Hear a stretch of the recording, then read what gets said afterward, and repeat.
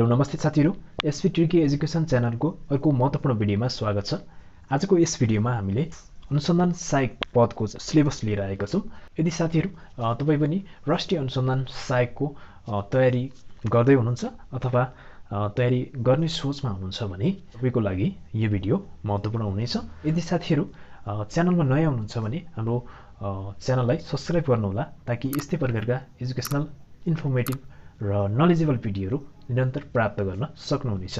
आउनु साथीहरु आजको भिडियो सुरु गरौं।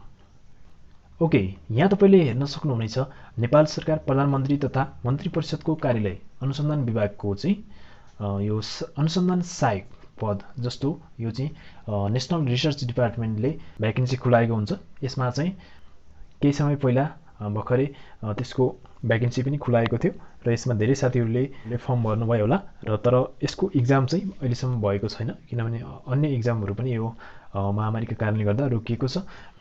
आज यसको बारेमा डिटेल इन्फर्मेसन तपाईले पाउनुहुनेछ र यसमा अब सरल हेर्दै जाउँ।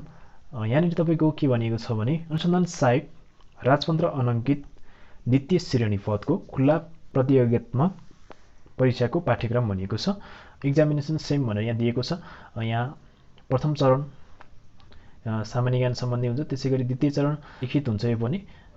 तृतीय चरण भनेको चाहिँ इन्टरभ्यु हुन्छ। प्रथम चरण र द्वितीय चरण रिटन हुन्छ भने तृतीय चरण चाहिँ इन्टरभ्यु हुन्छ। यहाँ तपाईले हेर्नु होला general ability and aptitude test भनेको छ। यसमा चाहिँ प्रथम चरणबाट यसको विषय पढ्ने विषय भनेको चाहिँ general aptitude and ability test भनेको छ। यहाँबाट 100 पूर्णाङ्क हुन्छ, 100 पूर्णाङ्क हुन्छ, उत्तीर्णाङ्क 40 रहेको छ र यो चाहिँ अब्जेक्टिभ क्वेशनहरु हुन्छ यसमा र 100 वटा प्रश्न हुन्छ भने प्रत्येक प्रश्नको तपाईले 1 अंक प्राप्त गर्न सक्नुहुनेछ र समय भनेको 1 घण्टा 15 मिनेट हुन्छ। ओके, अब यो तपाईले सरल हेरेर पनि बुझ्नुहुन्छ, त्यही पनि म तपाईलाई भनिदिन्छु ताकि तपाईलाई सजिलो होस्। त्यसैगरी अर्को द्वितीय चरणको एक्जाम छ, यहाँ रिटन एक्जामिनेसन भनिएको छ। यसमा चाहिँ तपाईको नेपाली, अंग्रेजी, गणित तीनवटैबाट सोध्छ। यसमा नेपाली, अंग्रेजी र गणितको एउटा प्रथम खण्ड भनेर यहाँ दिएको छ। यसमा चाहिँ 100 पूर्णाङ्कको 40 उत्तीर्णाङ्क रहेको छ, सब्जेक्टिभ हुन्छ। अब यसमा यहाँ 5 प्रश्न भएका 2 अंक भएको 5 वटा प्रश्नहरु हुन्छ। त्यसैगरी 5 अंक भएका 4 वटा प्रश्नहरु हुन्छ भने 10 प्रश्न 1 अंक भएको हुन्छ र 5 अंक भएका 4 वटा प्रश्नहरु हुन्छन्। त्यसैगरी अर्को छ 10 प्रश्न 4 अंक भएका हुन्छन् भने यसको समय रहेको छ 2 घण्टा 30 मिनेट रहेको छ। तपाईले पज गरेर पनि राम्रोसँग हेर्नु होला। त्यसैगरी अर्को छ द्वितीय खण्डमा चाहिँ यहाँ सामान्य ज्ञान र समसामयिक विषय भनिएको छ र यसमा चाहिँ 100 पूर्णाङ्क हुन्छ, उत्तीर्णाङ्क 40 भयो र यो पनि सब्जेक्टिभ हुन्छ। यसमा 16 प्रश्न 5 अंक रहेको छ। 5 अंक भएका 16 वटा प्रश्न हुन्छ भने 2 वटा प्रश्न चाहिँ 10 अंक भएका हुन्छन्। यसको समय पनि 2 घण्टा 30 मिनेट रहेको छ।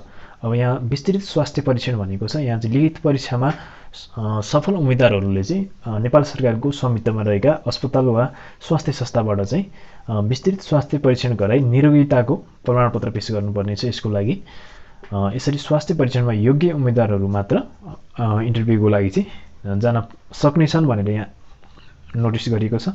त्यसैगरी अब तृतीय चरण भनेको त अब इन्टरभ्यु भइहाल्यो, तपाईलाई थाहा छँदैछ। यसमा इन्टरभ्युमा अब 40 पूर्णाङ्कको इन्टरभ्यु हुन्छ, यो चाहिँ मौखिक हुन्छ। अब यसमा धेरै कुराहरु गर्नु पर्दैन। त्यसैगरी यहाँ द्रष्टव्य भनेर यहाँ के कुराहरु दिएको छ। यहाँनिर जस्ट यो रुलहरु हो, यसमा के गर्न पाइने छैन भनेर यहाँ दिएको हुन्छ। यसमा लिखित परीक्षाको माध्यम इंग्लिश नेपाली दुवै हुनेछ, के हुनेछ के हुने छैन भन्ने कुराहरु हो।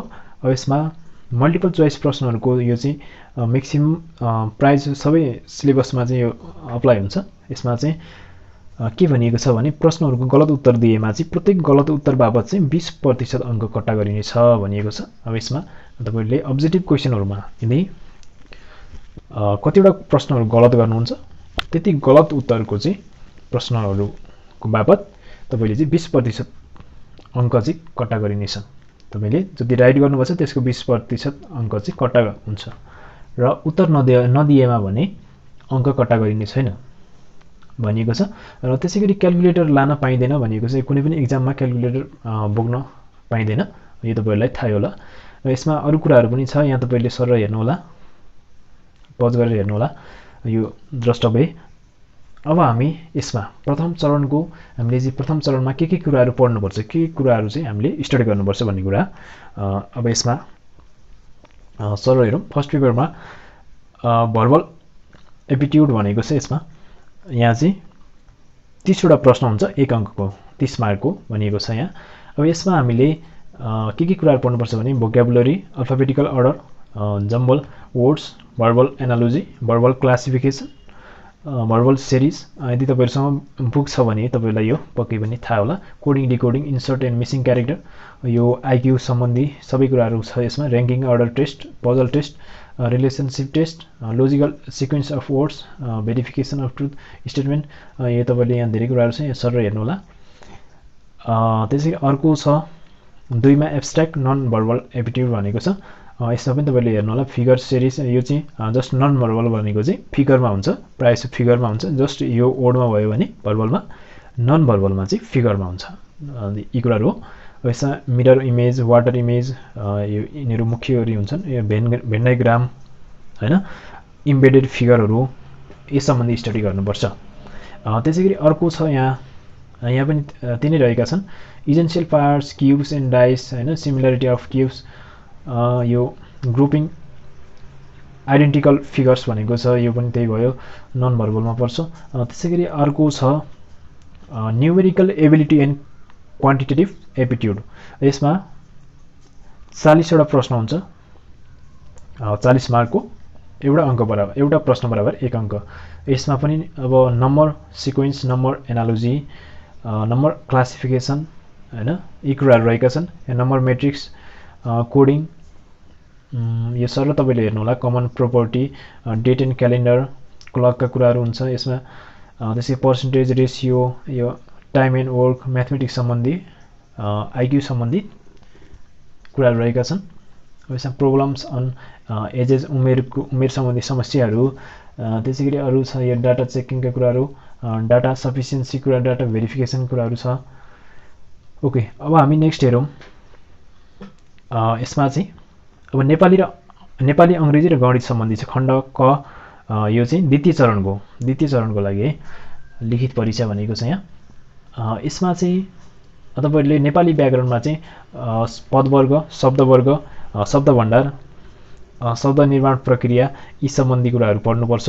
यो तपाईहरुले सरल हेर्नु होला। अब यसमा शब्द निर्माण प्रक्रिया भनेको छ वाक्य संश्लेषण, वाक्य विश्लेषण, वाक्य तत्व, वाक्यान्तरण भनेको छ। त्यसैगरी बोध, अभिव्यक्ति, लेखन सिपका कुराहरु छ। ओके, नेपालीमा यी कुराहरु पढ्नुपर्छ। जस्तो प्रतिवेदन लेखन पनि छ यसमा, टिप्पणी लेखन, यो इम्पोर्टेन्ट हुन्छ। त्यसैगरी संवाद, मनोवाद लेखन भनिएको छ। यी सबै कुराहरु चाहिँ स्टडी गर्नुपर्छ। अब हामी अंग्रेजीमा हेरौँ। अंग्रेजीमा इंग्लिश ग्रामर सम्बन्धी हुन्छ। यसमा पनि अब तपाईले 1.1 मा दिएको छ भोक्याबुलरी एन्ड युजेज भनेर दिएको छ। अब यसमा भोक्याबुलरी सम्बन्धी कुराहरु पढ्ने भए single words, expression, usages of words, synonyms, antonyms, idioms and phrases भनिएको छ। यी कुराहरु छ। त्यसै 1.2 मा राखिएको छ सेन्टेन्सेस। त्यसरी 1.2 मा छ सिन्टैक्टिक एबिलिटी भनेको छ, पार्ट्स अफ स्पीच हैन। यसमा agreement, tense, aspect, parallel structures, cases, modifier, conditional, यी कुराहरु रहेका छन्। प्रिपोजिसन, कन्जक्सनहरु, यी सम्बन्धी यो इंग्लिशको ग्रामरहरु सम्बन्धी चाहिँ यहाँ पढ्नुपर्छ। त्यसैगरी अर्को 2 मा छ reading and writing. Reading and writing सम्बन्धी कम्प्रेसन अफ गिभन प्यासेज भनिएको छ। अब यसमा fact finding, core theme, true false, identification, issues raise, language based, यी कुराहरु रहेका छन्। त्यसैगरी 2.2 मा छ समरी राइटिङ। त्यसैगरी अर्को छ 2.3 मा लेटर अर एप्लिकेसन राइटिङ भनेको छ। तपाईको राइटिङ स्किल पनि टेस्ट हुन्छ यसमा। एकदमै तपाईको +2 लेभलमा राम्रो छ इंग्लिश, म्याथ, नेपाली भने तपाईले पक्कै पनि यसमा नाम निकाल्न सक्नुहुनेछ। त्यसैगरी अर्को छ 2.4 मा छ report writing. Incident report writing चाहिँ तपाईँले यो चाहिँ लेख्न सक्नुपर्छ। त्यसै गरी अर्को छ 2.6 मा छ सर्ट एसे राइटिङ। इजिली छ साथीहरू, यदि तपाईँसँग राइटिङ स्किल छ, ग्रामेटिकल स्किल छ भने तपाईँको लागि यो एकदम इजी छ कोर्स। त्यसै गरी अर्को छ 3 मा translation from Nepali to English. नेपालीलाई इङ्ग्लिसमा ट्रान्सलेसन गर्नुपर्ने हुन्छ। यसमा चाहिँ 1/5 भनेको चाहिँ 5 मार्कको हुन्छ, एउटा क्वेसन सोधिन्छ। ओके, अब हामी म्याथमेटिक्समा हेरौँ। म्याथमेटिक्समा के कुराहरू छ भने यसमा फन्डामेन्टल अपरेसन अफ म्याथमेटिक्स भनिएको छ गणितका आधारभूत क्रियाहरू, वर्गमूल, घनमूल, दशमलव, भिन्न, प्रतिशत, अनुपात, एक नियम, समय र काम, नाफा नोक्सान, सबै क्लास 10 मा पढेको कुराहरू चाहिँ तपाईँले यहाँ स्टडी गर्नुपर्छ। त्यसै गरी अर्को छुट, कमिसन, कर, साधारण ब्याज, सरलीकरण, सिम्प्लिफिकेसन, खण्डीकरण। त्यसै गरी अर्को छ एलसिएम, एचसिएम, औषध, क्षेत्रमिति, सबै कुराहरू चाहिँ तपाईँले पढिसकेको कुराहरू चाहिँ यहाँ यो कोर्स अफ स्टडीमा यहाँ राखिएको छ। ओके, नेक्स्ट हेरौँ हामीले। अब यसमा द्वितीय पत्र, सामान्य ज्ञान र समसामयिक विषयबाट चाहिँ हेरौँ। अब यसमा 30 अङ्कको हुन्छ। भूगोल सम्बन्धी रहेको छ 1 मा। त्यसै 2 मा इतिहास, संस्कृति, सामाजिक, राजनीतिक, आर्थिक व्यवस्था सम्बन्धी यहाँ टपिकहरू तपाईँले हेर्नु होला। विश्वका अब यहाँ घटनाहरू हुन सक्छन्। अब यसमा सांस्कृतिक भनेपछि यहाँ सांस्कृतिक, राजनीतिक सबै कुराहरू चाहिँ यी घटनाहरू सम्बन्धी चाहिँ सबै कुराहरू यसमा स्टडी गर्नुपर्छ। त्यसै गरी 3 मा छ वातावरण विज्ञान प्रविधि सम्बन्धी। यसमा पर्यावरण, जैविक विविधता, दिगो विकास, जलवायु परिवर्तन, वातावरण व्यवस्थापन तपाईँले ठक्क पज गरेर तपाईँले नोट गर्नु होला यदि तपाईहरुसँग तपाई डिटेल यसको चाहनुहुन्छ भने। र यदि तपाईले यो पीडीएफ चाहनुहुन्छ भने तपाईले कमेन्ट गर्न सक्नुहुनेछ। कमेन्टमा तपाईको जीमेल आईडी कमेन्ट गर्न सक्नुहुनेछ, हामी तपाईलाई प्रोवाइड गर्न सक्छौं। त्यसैगरी अर्को छ 4 नम्बरमा अन्तर्राष्ट्रिय मामिला तथा अन्तर्राष्ट्रिय संघ संस्था सम्बन्धी जानकारी भनिएको छ। त्यसैगरी 5 मा छ राष्ट्रिय अन्तर्राष्ट्रिय महत्त्वको विषय र समसामयिक घटना तथा नवीनतम गतिविधिहरू। अब यहाँ अनुसन्धान सहायक भनेपछि समसामयिक कुराहरू पनि स्टडी गर्नुपर्ने हुन्छ, यस सम्बन्धी प्रश्नहरू सोधिन्छन्। अब यहाँ हामी लास्टतिर आइसकेका छौं। खण्ड ख मा व्यवस्थापन सम्बन्धी, अब कार्यालय सम्बन्धी, सेवा सम्बन्धी कुराहरू चाहिँ पढ्नुपर्छ। यस सम्बन्धी कुराहरू चाहिँ सोधिन्छ। यहाँ 6.1 मा चाहिँ कार्यालय कार्यविधि, दर्ता चलानी, फाइलिङ, पत्र व्यवहार, जनसम्पर्क बारे जानकारी। त्यसैगरी अर्को छ अभिलेख व्यवस्थापनको परिचय, आवश्यकता, महत्त्व, व्यवस्थापनको अवधारणा, प्रकार, आधारभूत सिद्धान्तहरू, व्यवस्थापनमा निर्देशन, समन्वय, निर्णय प्रक्रिया, उत्प्रेरणा, नेतृत्व सम्बन्धी जानकारी आदि कुराहरू चाहिँ यहाँ खण्ड ख मा चाहिँ राखिएको छ। यो तपाईले सरल हेर्नु होला। त्यसैगरी अर्को छ अब लास्टतिर, अब यसमा द्वन्द्व व्यवस्थापन, संगठनात्मक व्यवहार, समूह गतिशीलता, समूहगत कार्य सम्बन्धी जानकारी, सञ्चारको महत्त्व, प्रकार, माध्यम, बजेटको अर्थ, महत्त्व, किसिम, लेखा र लेखा परीक्षणको अर्थ, सम्पूर्ण कुराहरू चाहिँ यहाँ सेवा सम्बन्धी कुराहरू रहेका छन्। गोपनीयता एवं आचार संहिता, उत्तरदायित्व र जवाफदेहिता, यो सम्पूर्ण कुराहरू यो कार्यालयमा आवश्यक पर्ने कुराहरू चाहिँ यस सम्बन्धी टेस्ट पनि एक्जाम ओरिएन्टेड क्वेसनहरू, सेवा ओरिएन्टेड क्वेसनहरू चाहिँ यहाँ स्टडी गर्नुपर्छ। त्यसैगरी अर्को छ 7 मा गुप्तचरी र सुरक्षा सम्बन्धी, गुप्तचरी इन्टेलिजेन्स सम्बन्धी जानकारी। त्यसैगरी अनुसन्धान विभागको ऐतिहासिक पृष्ठभूमि र संगठनात्मक संरचना भनिएको छ। त्यसैगरी यहाँ अरू कुराहरू तपाईले हेर्नु होला। सूचना सञ्जाल निर्माण, परिचालन, सूचना सङ्कलन, अब सूचनाहरू कलेक्सन गर्नुपर्छ। सहायक सूचना अनुसन्धान भन्ने बित्तिकै सूचनाहरू कलेक्सन गर्नुपर्छ। यस सम्बन्धी कुराहरू चाहिँ पढ्नुपर्छ। त्यसैगरी अर्को छ राष्ट्रिय सुरक्षा व्यवस्थापन सम्बन्धी। त्यसैगरी अरू कुराहरू पनि छ यहाँ साइबर अपराधहरू सम्बन्धी पनि तपाईसँग नलेज हुनुपर्छ। त्यसैगरी विद्युतीय अपराध या मानव बेचबिखन, लागु औषधि, यी कुराहरू सम्बन्धी पनि तपाईसँग नलेज हुनुपर्छ। आतंकवाद, त्यसैगरी अर्को आप्रवासी र शरणार्थी सम्बन्धी जानकारी, विश्वका प्रमुख जासुसी संस्थाहरू सम्बन्धी जानकारी, ती संस्थाहरूले कसरी काम गरिरहेको छ ती कुराहरू यी कुराहरू सम्बन्धी स्टडी गर्नुपर्छ।